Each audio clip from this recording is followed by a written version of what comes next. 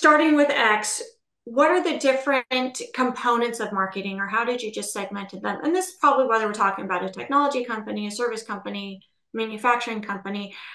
How are you differentiating those? And whether they're part of an overarching marketing department or possibly even embedded, we're seeing a lot of cross functionality Yeah, with yeah, that's a this. really good point. And cross functionality is fine in my book.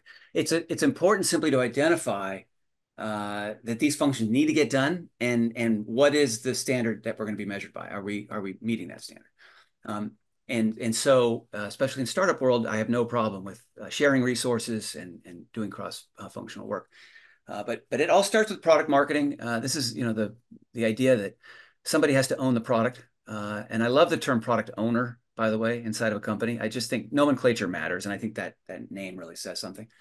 And so this is a person who's a business manager, right? This is a person who, in many cases would be, whether they have an MBA or not, this is that kind of person. They can Okay. do the market forces assessment analysis, right? They can look at the landscape, they understand customers and competitors and substitutes and all that. And what they're going to be doing then is driving in a couple of directions. They've got, I love graphing all this out. We don't need to look at charts and graphs and circles and arrows today, but in my mind, there's a graph that goes in two directions, right? One is it goes over to the product team and the technology team to build things, and then the other side it goes over to the marketing communications team, and it goes over in that direction. I suppose really when you think about it, you probably, if you're going to draw with arrows, you're going to have an arrow going around actually, because things are going to come back. It should be a two-way street, in other words. But nevertheless, it all starts with product marketing sitting at the hub of this and gathering data, sharing that data, and then collaborating with the team to come up with the product or service. Marketing operations is the next thing I mentioned, and it should be there, and it's fundamental because it's about how are we building ourselves? How are we going to market? How are we going to report? What are we doing in terms of our funnel we talked about, right? Let's map all that out. Let's map out uh, our KPIs.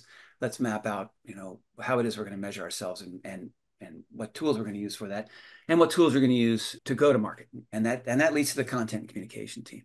This is public relations. It's editorial stuff. It's obviously it has to do with creating content. Content is huge.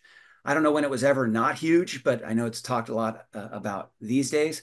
Again, if you're going to be disruptive as a marketer, if you're going to be teaching people and hoping to uh, sell in a challenger model, you have to be saying something that's different and unique. And by the way, have a point of view.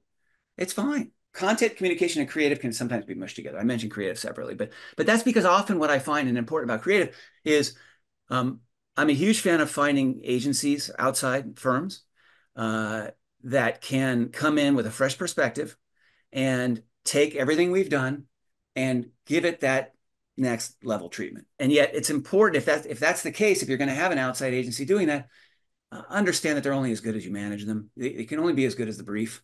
If you're not giving them the right information, they're never going to get there.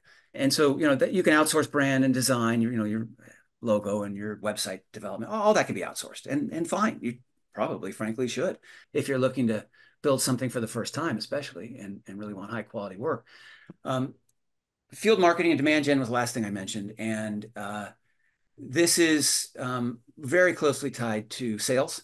Depending on the maturity of your organization, it can be, in my world, it has to do with frequently working with technology integrators and partners, helping them to put on events, helping them and it could be their event, could be our event, could be an industry event, helping to, put together other demand gen activities. And so that function is really shared. That's definitely one it crosses right over into sales, and yet the direction they receive needs to come from marketing. It's got to be strategic. It can't be just go out there and talk to them. No, we're out there for a purpose. I'm not sending you on a plane somewhere or boondoggle. You're going to be there for a purpose, and let's outline what that purpose is, and let's measure.